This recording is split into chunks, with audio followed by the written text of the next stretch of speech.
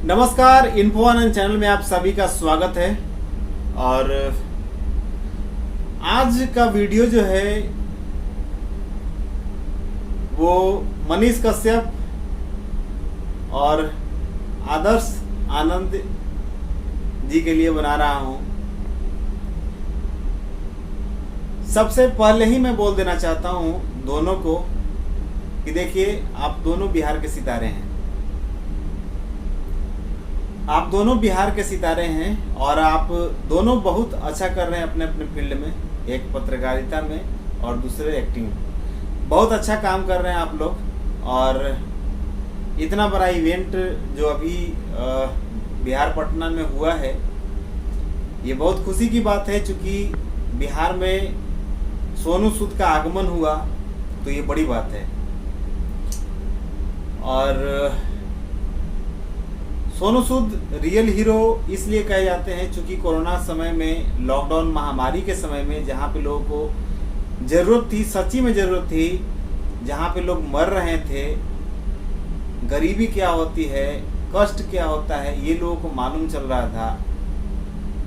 और उस समय पे जब लोग अपने घरों में, घर की चारदीवारी में बंद थे, उस समय पे जब अनाज की कमी थी और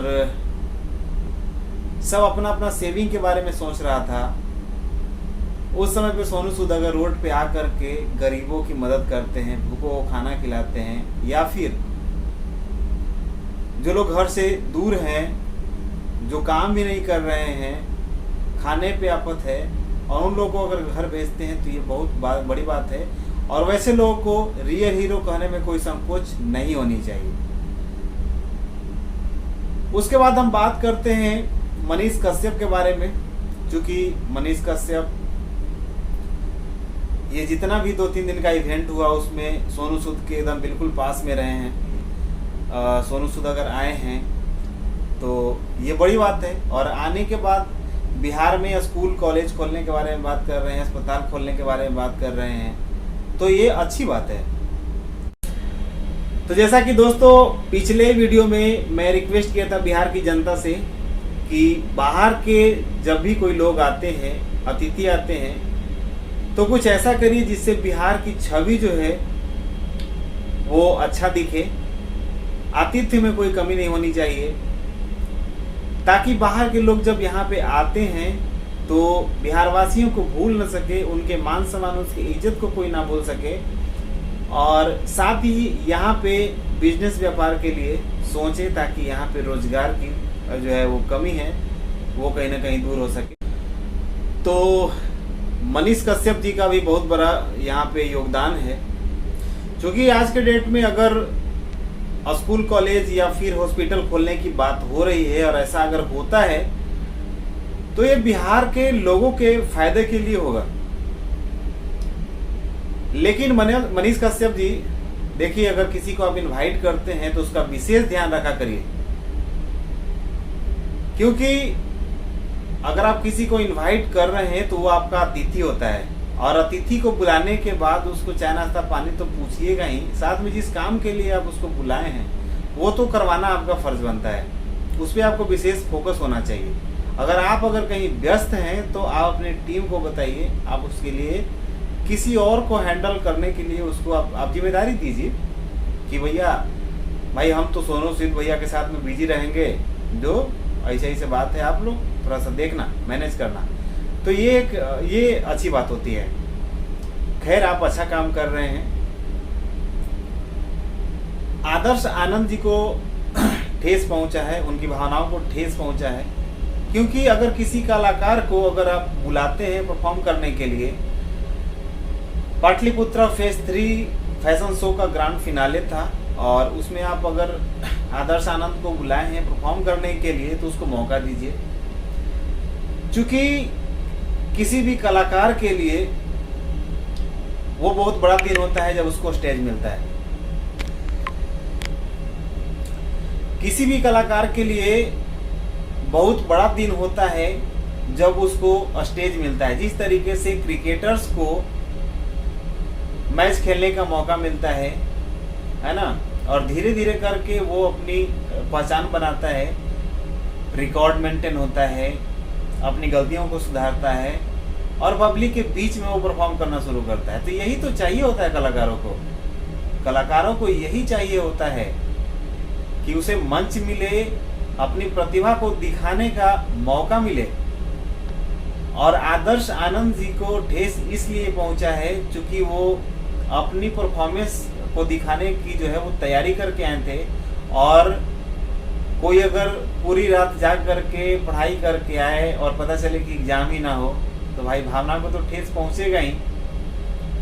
तो वो भी कहीं ना कहीं जो है वो जायज़ है, उनको उनकी भी भावना जो आंसू के माध्यम से बह रही है या फिर उनका गुस्सा जो निकल रहा है वो जायज़ है ना। तो ये बात है। कुल मिलाकर अगर हम बात करें मनीष कश्यप जी और आदर्श आनंद जी, आप दोनों बिहार की शान हैं, बिहार के सितारे हैं, है ना। आप लोग युवा हैं, साथ ही आप लोगों में जोश से पूरा जोश है ना। एक बाहर से अगर ला रहे हैं मतलब बिहार की प्रगति के लिए, बिहार के विकास के लिए अगर किसी दूसरे को जोड़ रहे हैं तो ये बहुत अच्छी बात है मनीष भैया जी, है ना। साथ ही आदर्श भैया जी, आप भी अपने क्षेत्र में जो है वो बहुत अच्छा काम कर रहे हैं। आदर्श आनंद जी के बारे में अगर बात करें तो इनका वीडियो जो है वो पूरा इंडिया के साथ साथ बाहर में भी लोग देखते हैं और इनकी प्रतिभा के बदौलत इनकी सराहना करते हैं।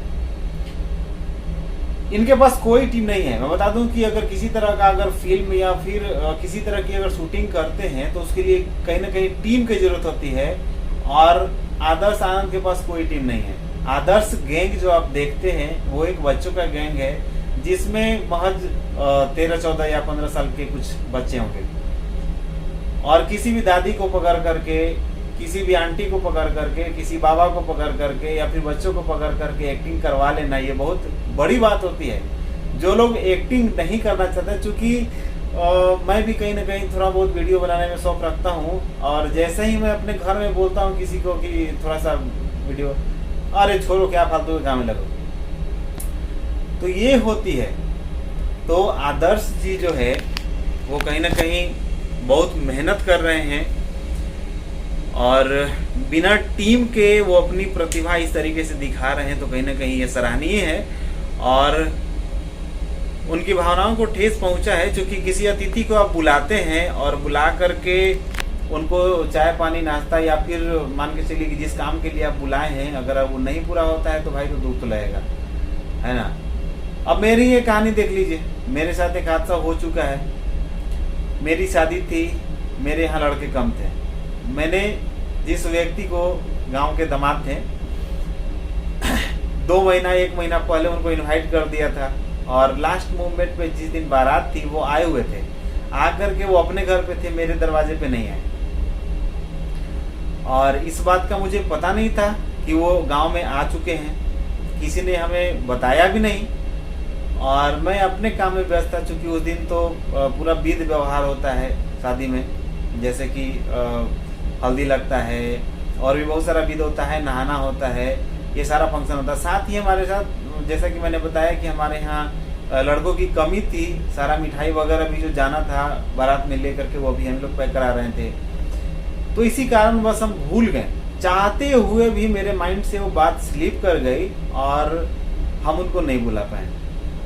ये मेरी बहुत बड़ी गलती थी जिसके लिए मुझे बाद में सुनना पड़ा। और वो उस आदमी को देखिए, मज़े लेने के लिए वो पहले से वो तैयार बैठा था कि मतलब किसी तरीके से वो भूल जाए और बाद में हम उल्हाना दें, ताना दें और टोंट कसें। और वही हुआ। जब शादी के 2-3 दिन बाद जब हम गए तो फिर वो हमको बेइज्जती झेलना पड़ा।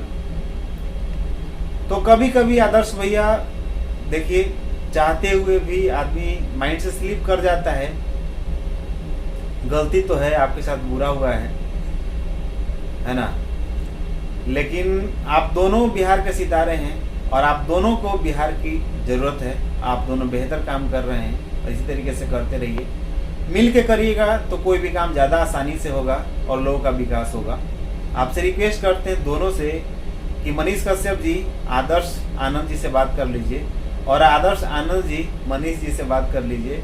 आप लोग दोनों आपस में प्रेम बना के रखिए और इस तरीके से लड़िए झगड़िए नहीं, है ना। इस तरीके से वीडियो बना करके आप लोग जो अपलोड कर रहे हैं तो ये कहीं ना कहीं थोड़ा सा अच्छा नहीं लग रहा है। और बाकी आप लोग बेहतर कर रहे हैं, बिहार के सितारे हैं। इन्फो आनंद की तरफ से यही रिक्वेस्ट है, छोटे भाई की तरफ से यही रिक्वेस्ट है कि आप दोनों मिल जाइए और मिल करके गिला शिकवा दूर करिए, नाराज़गी दूर करिए और मिल करके साथ में काम करिए, बहुत अच्छा लगेगा। धन्यवाद। वीडियो अच्छी लगे तो हमारे चैनल को सब्सक्राइब करिए, वीडियो को शेयर करिए और साथ ही अपने सुझाव हमें कमेंट बॉक्स में ज़रूर दीजिए। धन्यवाद।